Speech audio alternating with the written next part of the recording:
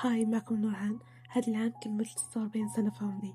أكيد تصدموا حيث ما بين شانية، لكن أنا بنت 1973 وتبارك الله كبيرة. الله يطول في عمرنا وفي عمركم ويكبرنا على طاعة الله.